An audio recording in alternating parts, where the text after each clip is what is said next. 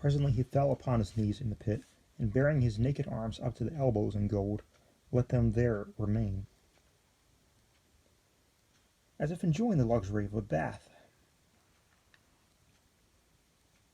At length, with a deep sigh, he exclaimed, as if in a soliloquy, "All this, and this all come of the gold bug. The putty gold bug. The poor little gold bug. What I boost in the savage kind of style. Ain't you ashamed of yourself, niggard? Answer me that."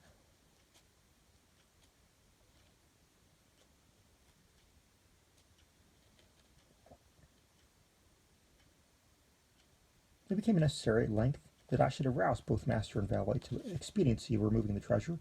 It was growing late, and it behooved us to make exertion, that we might get everything housed before daylight. It was difficult to say what should be done,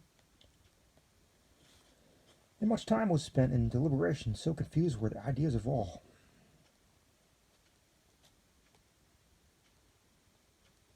We finally lightened the box by removing 2/3 of its contents, when we were enabled, with some trouble, to raise it from the hole. The articles taken out were deposited among the brambles, and the dog left to guard them, with strict orders from Jupiter neither, upon any pretence, to stir from the spot, nor to open his mouth until our return. We then hurriedly made for home with the chest, reaching the hut in safety, but after excessive toil at 1 o'clock in the morning. Worn out as we were, it was not in human nature to do more immediately. We rested until 2, had supper, starting for the hills immediately afterward, armed with 3 stout sacks, which, by good luck, were upon the premises. A little before 4 we arrived at the pit, divided the remainder of the booty, and equally as might be, among us, and leaving the whole unfilled. Again set out for the hut, at which, for the second time, we deposited our golden burthens, just as the first faint streaks of the dawn gleamed from the upward treetops of the east. We were now thoroughly broken down, but the intense excitement of the time denied us repose. After an unquiet slumber of 3 or 4 hours' duration, we arose, as if by a preconcert, to make examination of our treasure. The chest had been full to the brim, and we spent the whole day, and the greater part of the next night, in a scrutiny of its contents. There had been nothing like order or arrangement. Everything had been heaped in promiscuously.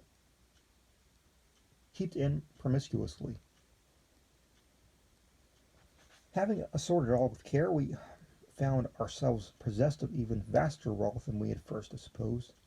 In coin there were rather more than $450,000, estimating the value of the pieces, and accurately as we could by the tables of the period. But there was not a particle of silver. All was gold of antique date and of great variety, French and Spanish and German money, with a few English guineas and some counters of which we had never seen specimens before. There were several very large and heavy coins, so worn that we could make nothing of their inscriptions. There was no American money. The value of the jewels we found more difficulty in estimating. There were diamonds, some of them exceedingly large and fine, 110 in all, and not one of them small. 18 rubies of remarkable brilliancy, 10 in all.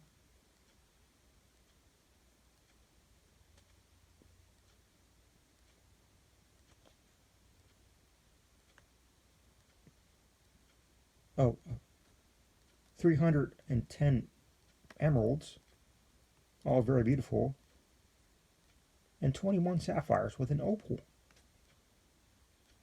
These stones had all been broken from their settings and thrown loose in the chest, The settings themselves, which we picked out from among the other gold, appeared to have been beaten up with hammers as if to prevent identification. Besides all this, there was a vast quantity of solid gold ornaments. Nearly 200 massive finger and ear rings, rich chains, 30 of these, if I remember, 83 very large and heavy crucifixes, 5 gold censers of great value, a prodigious golden punch bowl, ornamented with richly chased vine leaves and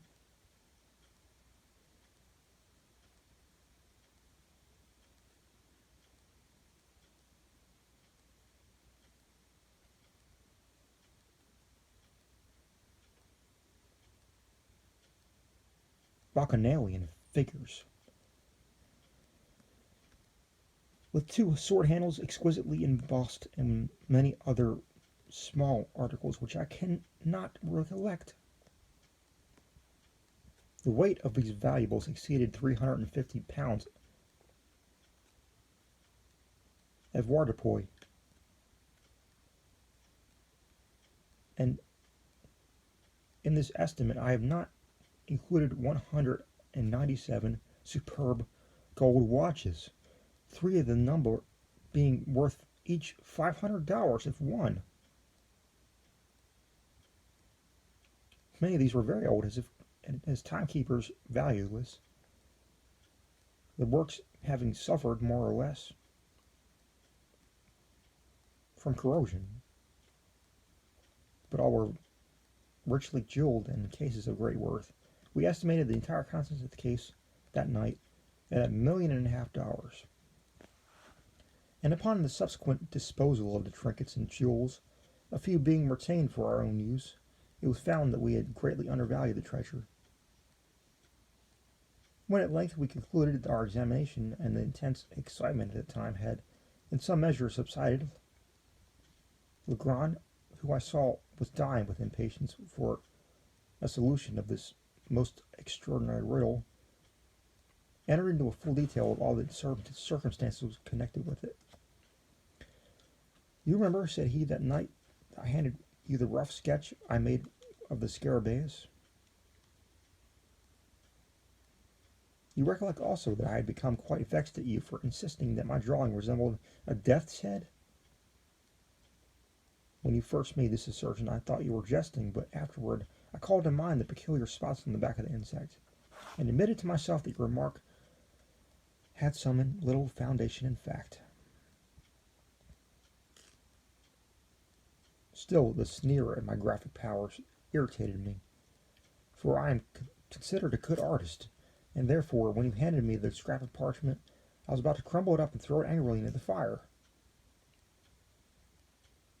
"The scrap of paper, you mean?" said I. "No.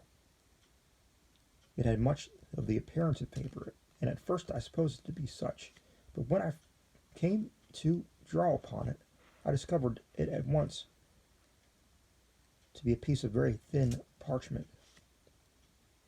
It was quite dirty, you remember. Well, as I was in the very act of crumbling it up, my glance fell upon the sketch at which you had been looking, and you may imagine my astonishment when I perceived, in fact, the figure of the death's head just where it had seemed to me I had made the drawing of the beetle. For a moment I was much too amazed to think with accuracy. I knew that my design was very different in detail from this, although there was a certain similarity in the general outline. Presently I took a candle, and seating myself at the other end of the room, proceeded to scrutinize the parchment more closely. Upon turning it over, I saw my own sketch upon the reverse, just as I had made it. My first idea now was merely surprise at the really remarkable similarity of outline, at the singular coincidence involved in that fact that, unknown to me, there should have been a skull upon the other side of the parchment, immediately beneath the figure of the Scarabaeus, and that this skull, not only in outline but in size, should so closely resemble my drawing. I say that the singularity of this coincidence absolutely stupefied me for a time. This is the usual effect of such coincidences. The mind struggles to establish a connection, a sequence of cause and effect, and being unable to do so suffers a species of temporary paralysis. But when I recovered from the stupor, there dawned upon me gradually a conviction which startled me even far more than the coincidence.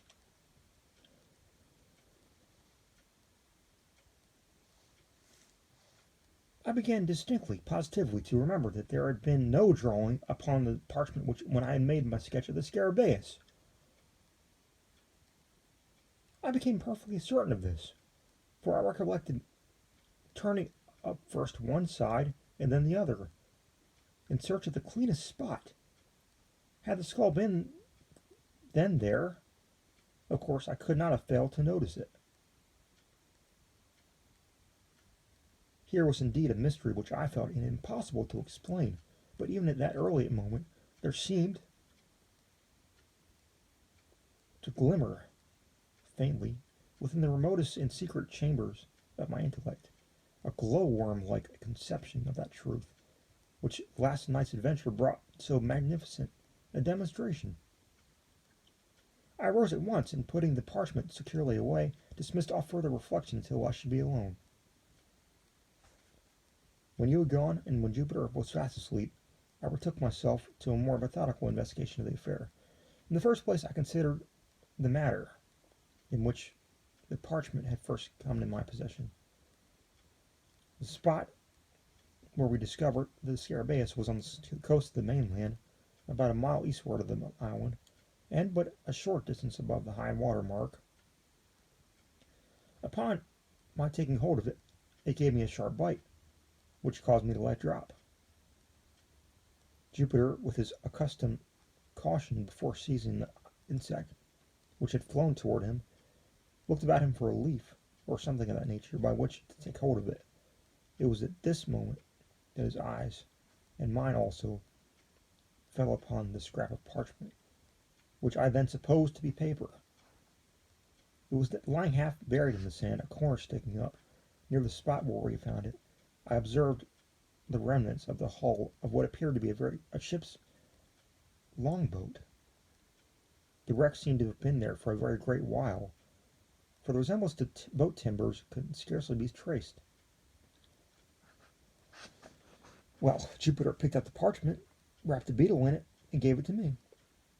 Soon afterward, we turned to go home, and on the way met Lieutenant G.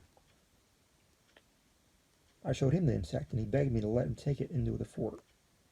Upon my consenting, he thrust it forthwith into his waistcoat pocket, without the parchment in which it had been wrapped, and which I continued to hold in my hand during his inspection. Perhaps he dreaded my changing my mind, and thought it best to make sure of the prize at once. You know how enthusiastic he is in all subjects connected with natural history. At the same time, without being conscious of it, I must have deposited the parchment in my own pocket. You remember that when I went to the table for the purpose of making it a sketch of the beetle, I found no paper where it was usually kept. I looked in the drawer, and found none there.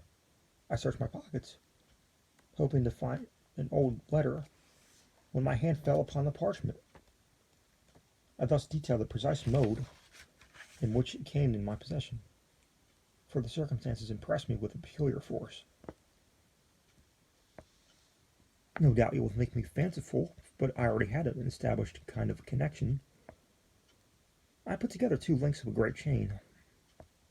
There was a boat lying upon the seacoast, and not far from the boat was a parchment, not a paper, with a skull depicted upon it. You will, of course, ask, where is the connection? I reply that the skull, or death's head, is the well-known emblem of the pirate. The flag of the death's head is hoisted in all engagements.